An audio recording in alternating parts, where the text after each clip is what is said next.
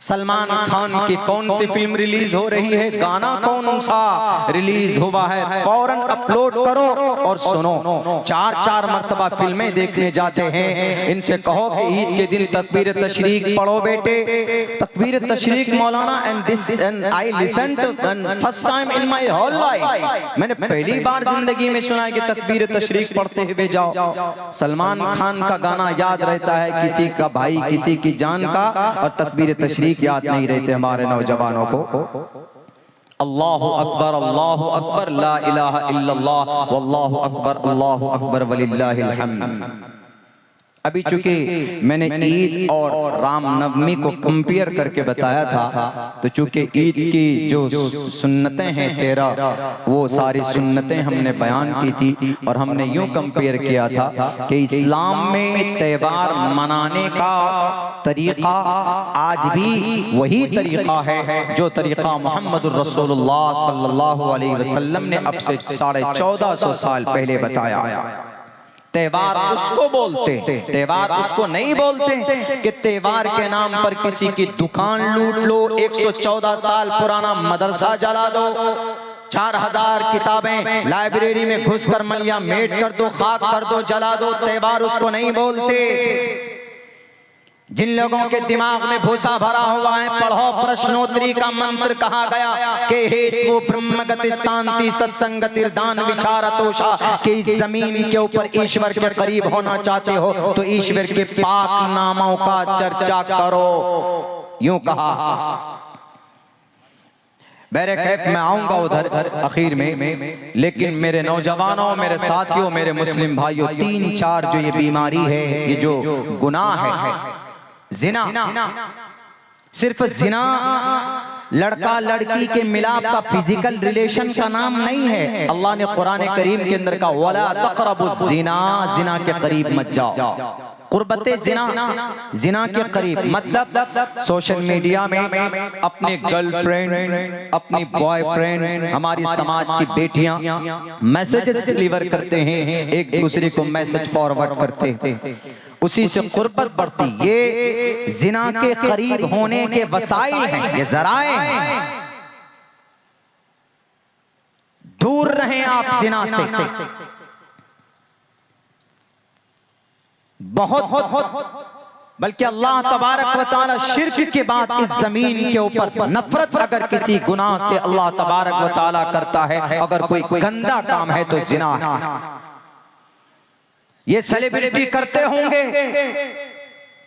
हमारी बहुत सारी बच्चियां कोर्ट मैरिज करती हैं, जाकर कहती हैं मौलाना वी हैव गॉटन मैरिज, हमने शादी कर ली है with the other religious person, किसी और नॉन मुस्लिम लड़के के साथ। Therefore we can live with each other, we can live life our long life, हम अपनी पूरी जिंदगी बिता सकते हैं क्योंकि हमने कोर्ट में जाकर हमने शादी कर ली। मुफ्तियान किराम बैठे, क़यामत की सुबह तक सारे दुनिया के हजरात मुफ्तियान किराम उलमाए किराम बैठकर किसी मोमिन लड़की का किसी गैर मोमिन लड़के से निकाह पढ़ा दे, क्या वो निकाह हो सकता? नहीं हो सकता। हमारे समाज में, आपके समाज में भी बच्चियां मुर्तद हो रही, मैं उसका भी बताऊंगा। एक इनकलाब में कभी आर्टिकल छपा था कुछ दिनों पहले, एक डॉक्टर फारूकी अंसारी साहब का, उन्होंने स्पेशली मेरे पास भेजा और कहा कि मौलाना इसके ऊपर चर्चा कीजिए। आजकल हमारे समाज की बेटियां कोर्ट मैरिज कर कर बोलती हैं कि नहीं मौलाना हमने शादी कर ली है, निकाह हो गया, कोर्ट में जब निकाह हो गया शादी हो गई। वो निकाह नहीं है, वो जस्ट कंप्रोमाइज। उनके जरिए से तुम्हारे कोख से निकलने वाला बच्चा हरामी नस्ल होगा। याद रखो समाज की बेटियों, 2 वजह से हमारी बच्चियां इस दलदल में फंस जाती। वो रिलेशन सवाब का नहीं होगा बल्कि जिना होगा कयामत तक। कुछ तो को एजुकेशन सिस्टम की वजह से कॉलेज में बच्चियां पढ़ रही है मौलाना there is nothing to follow the religious command, the method of the last profit, Muhammad की जिंदगी के मुताबिक, कुरान के मुताबिक। ठीक है, हम बिलीव करते हैं कुरान और सुन्नत पर, लेकिन जरूरी धर्म को इतना बड़ा आप लोग बना देते हैं। एजुकेशन ले रहे हैं बच्चे यूनिवर्सिटी में, कॉलेजेस में, मखलूत तालीम लेते हैं और वहां पर नाजायज संबंध बनता है और किसी गैर से अगयार से जाकर शादी करते हैं। या तो लिबरल मखलूत तालीम की वजह से वो बच्चियां मुर्तद हो जाती, या गुर्बत की वजह से वो बच्चियां अगयार से शादी करती है, गुर्बत की वजह से। अभी जो भिवंडी मुंबई का मामला सामने आया, मैं उस वाक़े को आपके सामने रखना चाहता हूं, उसके बाद कंपैरेटिव में आऊंगा, क्योंकि वहां पर भी बहुत बड़ा खुलेआम ज़िना हो रहा। मेरे भाइयों, मेरे साथियों, 27 साल की एक बेटी भारत के अंदर माली एतबार से सबसे स्ट्रॉन्ग शहर मुंबई भिवंडी में, वो शादी के लिए एप्लीकेशन डालती है कोर्ट में, उसका लॉयर कबूल करता है शादी, उनका दोनों की कानूनी एतबार से कोर्ट मैरिज करवा देता। 1 महीने तक प्रोसेस है ये, 1 महीने तक एप्लीकेशन कोर्ट मैरिज के बाहर लगी रहती है, ताकि अगर गार्जियन को कोई एतराज करना हो तो वो एतराज करें कि ये बच्ची हमारी गलत कदम उठा रही है, हम इनके माँ बाप हैं, हम एक्शन लेना चाहते हैं। 1 महीने तक किसी वकील ने देखा कि ये तो मुस्लिम बच्ची है, जय कुमार से, हिंदू लड़के से कैसे शादी कर रही है बच्ची। तो उन्होंने क्या कहा कि पास के किसी तंजीम या किसी दानिश्वर को फोन किया कि आपके करीब की एक बच्ची है, उसका नाम फलां है, मुस्लिम है वो बच्ची, उस बच्ची ने किसी और गैर के साथ निकाह किया है, यहाँ पर कोर्ट मैरिज की है, आइए आप कोई कानूनी कार्रवाई कीजिए। आप लोग कहाँ सो रहे हैं, सिर्फ तकरीरें करते हैं आप लोग, सिर्फ जलसा कर रहे हैं, जमीनी सतह पर कुछ नहीं है, आकर देखिए। गए वो, जाकर देखा कि यकीनन एप्लीकेशन है, उस एड्रेस को लेकर उसके घर पे पहुंचते हैं।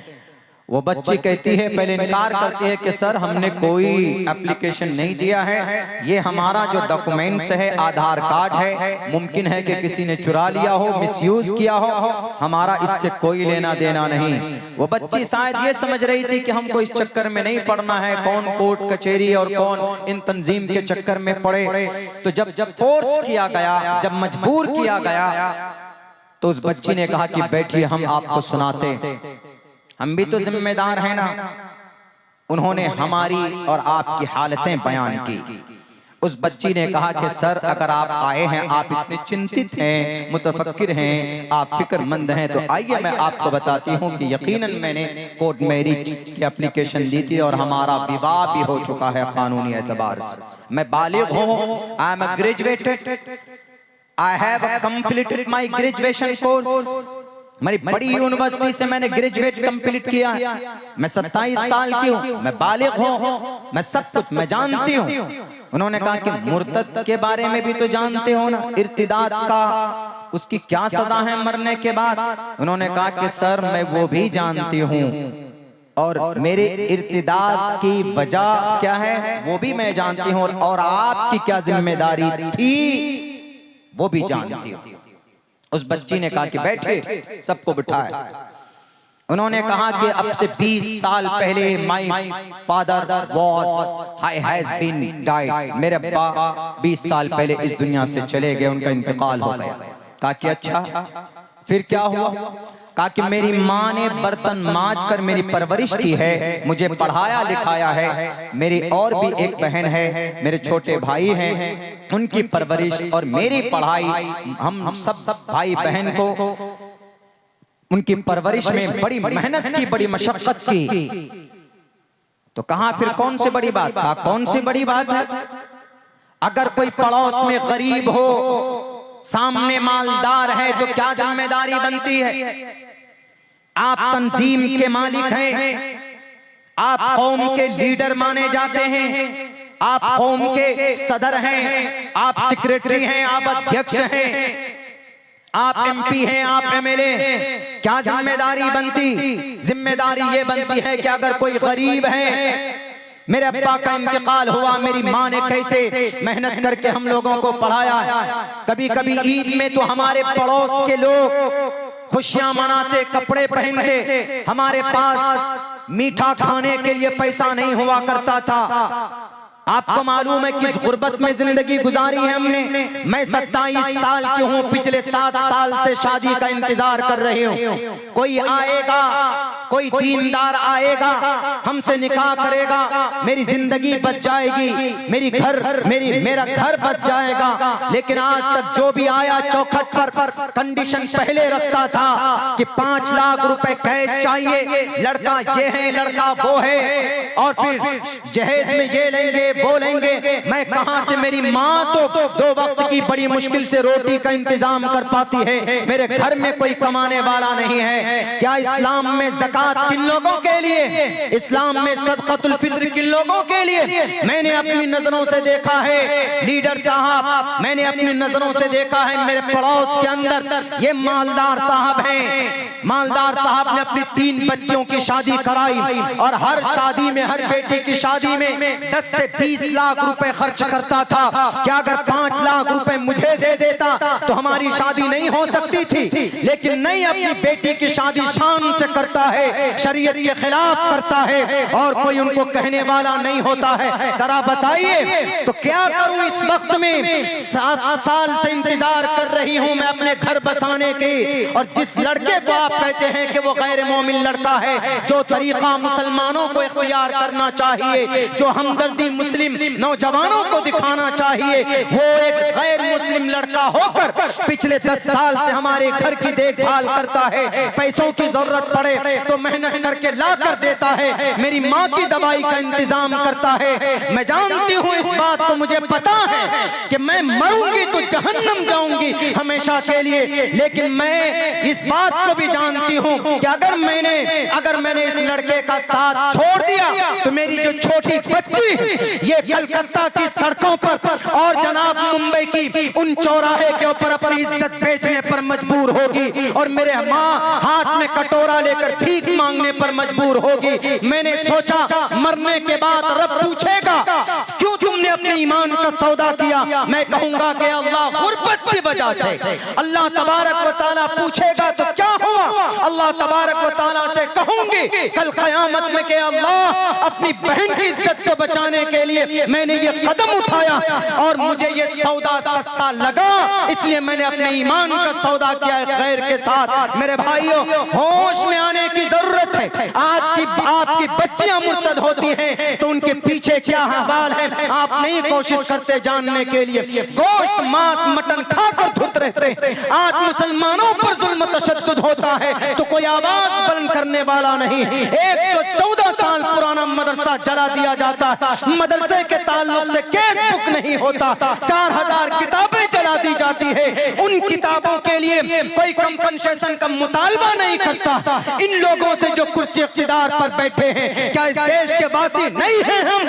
क्या इस देश में हमारा कोई अधिकार नहीं है? और सुन लो, बता दो उन लोगों को जो हमारे मदरसों को जलाते, उनकी किताबों में तशद्दुद का कोई वास्ता और रास्ता नहीं। जैसे धर्म के अंदर अपने मजहबी त्योहार को मनाना अपने अकीदे के एतबार से ठीक है, मनाओ, अच्छी बात है। रामचंद्र जी को खुश करना है, अच्छी बात है, करो, लेकिन मर्यादा पुरुषोत्तम के राम का मंत्र होना चाहिए। राम नवमी के मौके पर थाली के ऊपर जनाब चंदन की लकड़ी और तुलसी का पत्ता डालकर उस वक्त भजन होना चाहिए। तुलसीदास कहते हैं रामचरितमानस में कि राम नवमी पर श्री रामचंद्र जी को खुश करना चाहते हो तो उनके सुबह सवेरे उठकर उनके नाम के लिए उपवास रखो, व्रत रखो, जय श्री राम का नारा लगाकर किसी मदरसे को जलाकर तुम ईश्वर के करीब नहीं हो सकते। इसलिए कि ईश्वर साफ लफ्जों में कहता है मैं खुश होता हूँ मेरे नाम का वर्णन करने से,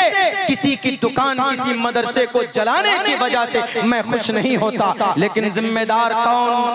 वी आर रिस्पॉन्सिबल, हम जिम्मेदार हैं। क्यों? हम एक्ट नहीं करते। बस बच्चियां मुर्तद हुई जी, कितनी बच्ची? 17 बच्ची मुर्तद हो गई। किस लिए?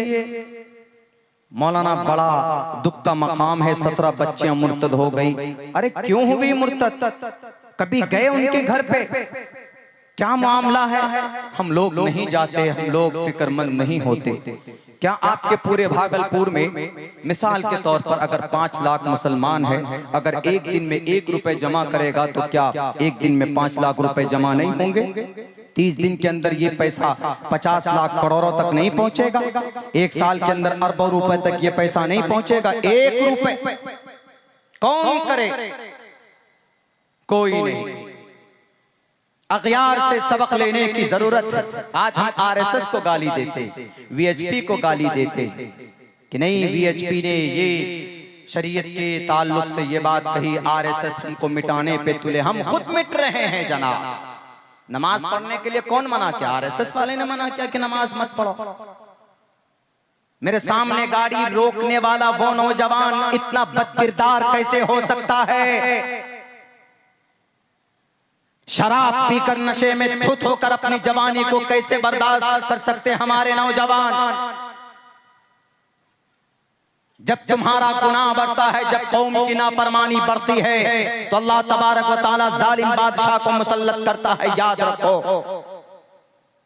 दूसरों को कोसने से पहले अपने अंदर सुधार की कोशिश करो, तब्दीली के लिए कुछ मेहनत करो। इन्नल्लाह ला युगय्यिरु मा बिकौमिन हत्ता युगय्यिरु मा बिअनफुसिहिम। जब तक नहीं हरकत करोगे तो जिंदगी के अंदर, लाइफ के अंदर, समाज के अंदर, मुआशरे के अंदर तब्दीली नहीं पैदा हो सकती।